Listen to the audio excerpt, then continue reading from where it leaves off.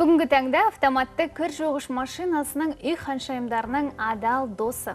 Жұмысын жеңілдетіп, уақытын үнемдейді, бірақ кейде осы кір жуғыш машинасы дұрыс істемей бастаса, немесе тазалау үшін маман шақырғанның орнына әлеуметтік желідегі лайфхактарға жүгінеміз.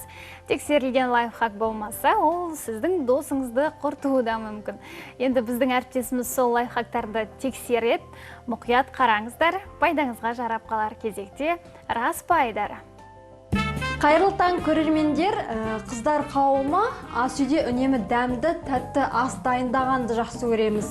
Ал сол астан шыққан кейбір иістерді немесе ыстық ауаны сорып алатын үйде мынандай сорғыш орналасқан. Сол сорғышты қарасаңыздар, әбден тозып қалады. Яғни бұл жерде үнемі майды сорады, ауаны сорғаннан кейін осындай сарғайған дақтар пайда бола бастайды.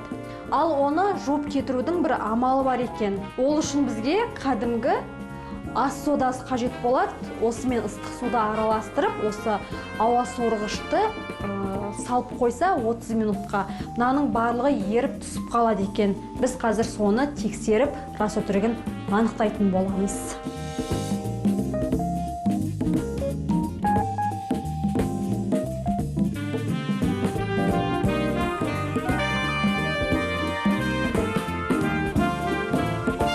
Ыстық суға салып қойдық, енді 30 минут күтуіміз керек.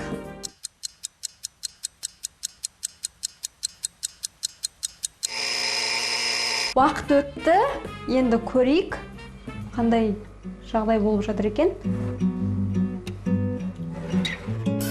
Вау, мінекей көрдіңіздер ма? Қалай ағарып шықты. Бағанағыдай емес түрі. Суымызды сарғайып кеткен. Енді мұны соңына дейін жуып көрейік.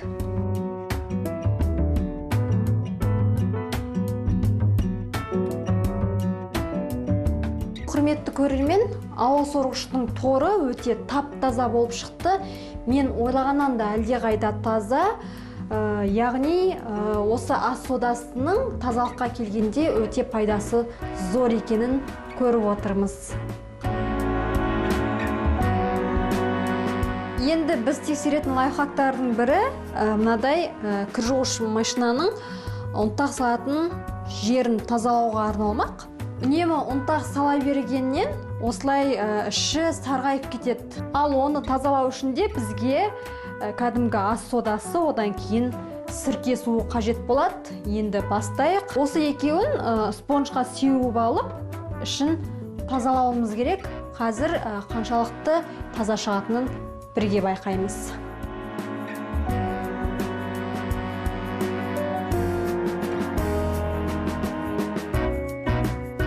Сірке суымен ас содасын араластырып алдық. Енді сүртіп көрейік.